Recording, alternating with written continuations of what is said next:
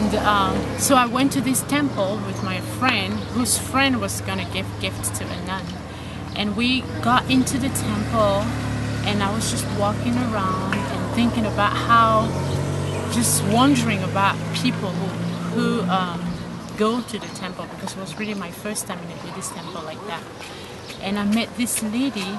She actually was the first to approach me and ask me where I'm from.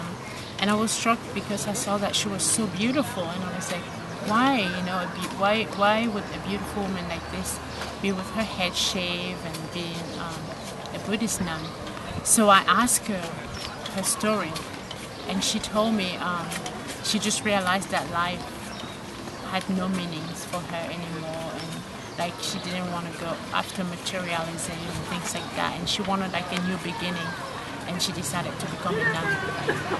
And I was really impressed just by the dedication that she had. So I wanted to connect with her and share my faith with her, and I shared with her. I told her I'm a Christian, and which she was excited to tell me that she actually has 2 Christians in her family, which are her kids, and they live in Canada, and they are really committed to God, and I was excited to hear that.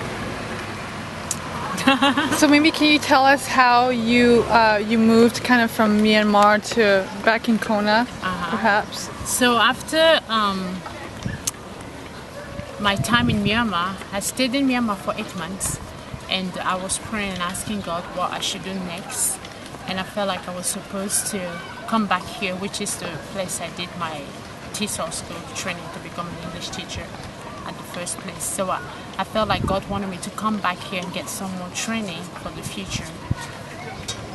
Because of this dream, one of the dreams I have, which I don't know how they're all going to tie it together, but is to pioneer something somewhere with English, like with an ESL school. So I felt like I was supposed to come here and get some more training. Okay. So during the 50th celebration, I decided to carry the Myanmar flag because I just really love Myanmar. And I was standing with the Asian group, all the people carrying the flags representing Asian countries. And there was this lady by me, and I said, I'm carrying the Myanmar flag, though I'm not from Myanmar, obviously. But I just love Myanmar. And she just got excited. She's like, Myanmar, my mom goes to Myanmar. She's a Buddhist nun. I was like, oh, that's interesting. And then as we kept talking, she mentioned that her mom is Indonesian. And that was the second thing in my head. I was like, Buddhist nun from Indonesia. And then we kept talking, and then she mentioned something about Canada. Do you live in Canada? And she said yes. And I said, this is interesting, because I met a lady in Myramar who's from Indonesia, a Buddhist nun, whose kids live in Canada and they're Christian. And I asked what's her name, and she said Myramar. I'm like, no way, I know her. And we just got so excited to see that we actually were talking about the same person, which is absolutely a miracle. And I know it didn't happen by accident. God has a bigger plan.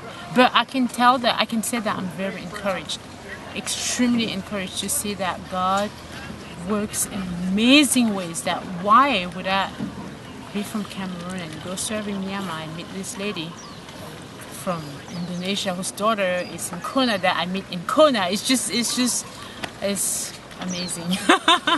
It's exciting. So I'm curious to see where this will take us.